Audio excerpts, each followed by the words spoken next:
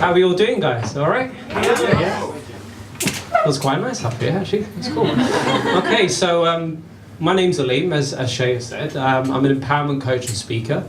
I love sharing my message about being authentic. And one of the interesting things I had, well, Warren's quite nice in the sense that he'll set you challenges. And one of my challenges was to sing on the train. Yeah, so it was I Believe I Can Fly. So I'm just going to give you a few lines from that. I thought it might as well be a bit informal here. I believe I can fly. I believe I can touch the sky. Think about it every night and day. I spread my wings and fly away. I believe I can soar. I see you running through that open door. I believe I can fly. I believe I can fly. I believe I can fly.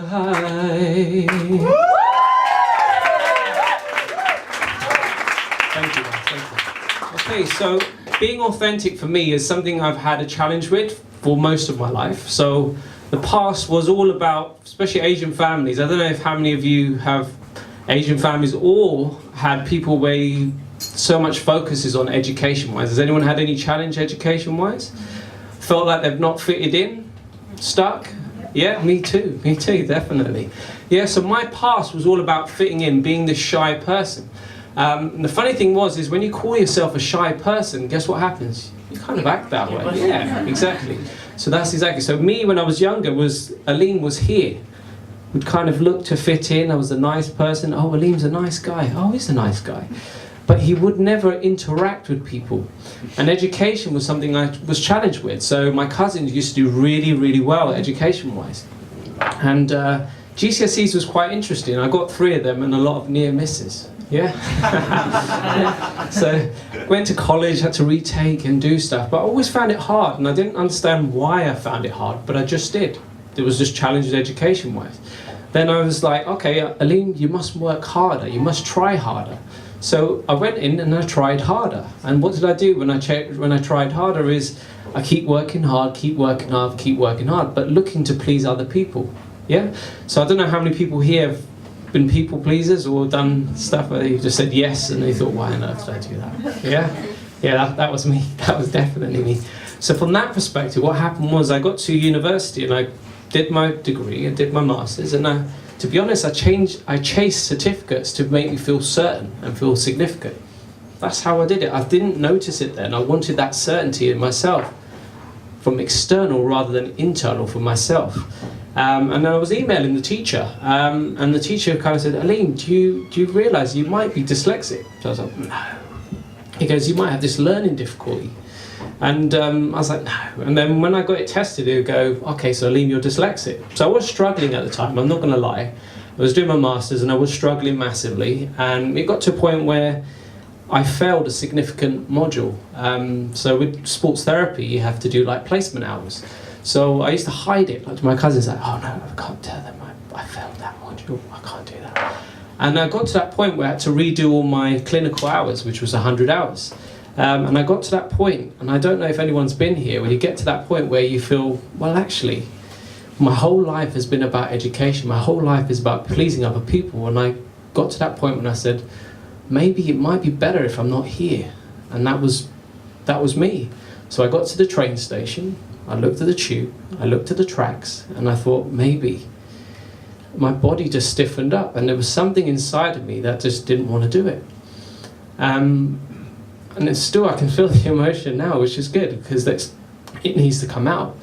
But then for me, what was the greatest help for me was my family. So surrounding yourself with like-minded people. So we're here with like-minded people that have an interest in personal development and growing as individuals. So my family was there at my lowest points. And a lot of things I share, because I tend to do a lot of Facebook Lives, and I never did it much before, but I would never express myself. But for me, regards to family-wise, they were there and support me. So my mum, my brother, and later on my wife as well, really helped me with those challenges. And that support network really helped me, because then they got me to realise that actually there's a way through this. I was still Aleem trying to please people and trying harder and to prove myself, because I don't know how many guys here would admit that For me, definitely. I was definitely going for significance, yeah? I was looking to prove the world that I could do certain things so I could feel enough. I would learn things or share it so I could feel enough. But it was coming from that intention rather than actually sharing from the place of, actually, I love to share.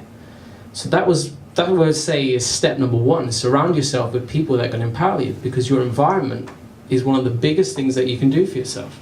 Sometimes people forget how powerful your environment is. So environment is fundamental. So step number two, I would say, is this. Who's heard of the law of attraction? Yeah? So when things were falling apart and education wasn't going too well, was close to losing my job, I was working in the fitness industry part-time at the time, what I got to focus on was a lot of books. Has anyone heard of Esther Hicks? Yeah? So if you've ever seen the original version of Secret before it was edited out, powerful stuff, and I used to read a lot of books on that. So I shifted my focus on what wasn't working to what is working. And I started passing exams, started passing presentations and stuff along those lines. It was still from the place of proving, if I'm being honest, it was still from that place of proving. I'm going to prove these people wrong. So they said a dyslexic person can't learn very fast. I found when I was really passionate about something, guess what happened? I learned fast. I found when I was really passionate about something, I'd learn to speed read. Now, it's nothing magical. People think it's magical, but it's not. Because when you're engaged and you don't take on other people's limitations, you kind of start expressing yourself who you really are rather than waiting for someone else to say, actually, you're enough. Yeah? Instead of seeking external validation, you give yourself permission. And the third step I would say is vital is if you have all of that knowledge and you have all of that experience and start owning who you are, it's taking action, guys. So if we know everything we need to do, knowing and not doing is the same as not knowing.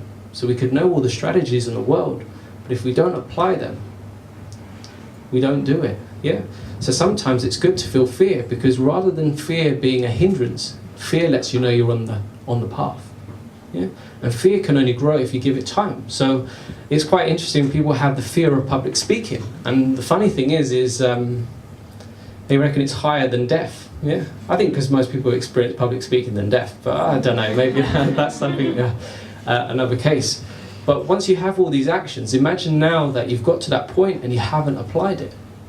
How's that going to make you feel? You've had the strategies and you've read the books, you know everything what you need to do, but you don't take action. How's that make you feel? So if I was to ask yourself. Shit.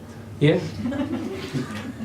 Rubbish, yeah, so exactly. So that's one of the things, and I've just discovered this affirmation, and I wasn't going to put this in as a tip, but has anyone heard of John DeMartini?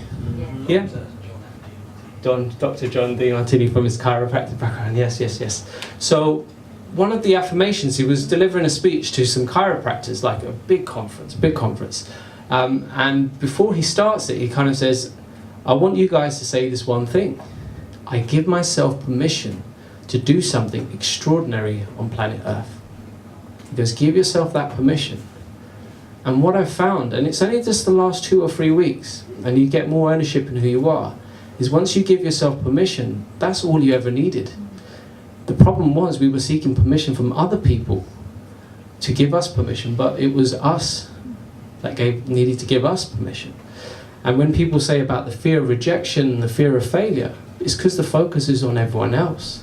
They're so worried about what's in their mind that they haven't got time to think of us. Most of us almost play a side role rather than taking on the main actor role in our own life. We're worried about what other people think of us. So I'm going to leave you with this last message is this, because I love working with people that haven't felt good enough. And usually it's hidden on top of confidence. I need confidence, or I need this and I need that. And it's not the confidence that's lacking. Because we're all confident. If you ask someone, are you not confident? And they'll say yes. That's confidence geared in the other direction. They're very, certain of that. But the last message I want to leave you with this is when you give yourself permission to be yourself and live an extraordinary life, life changes, yeah? I read the books. I didn't apply them. I took actions. But when you give yourself permission, everything changes. Thank you, guys.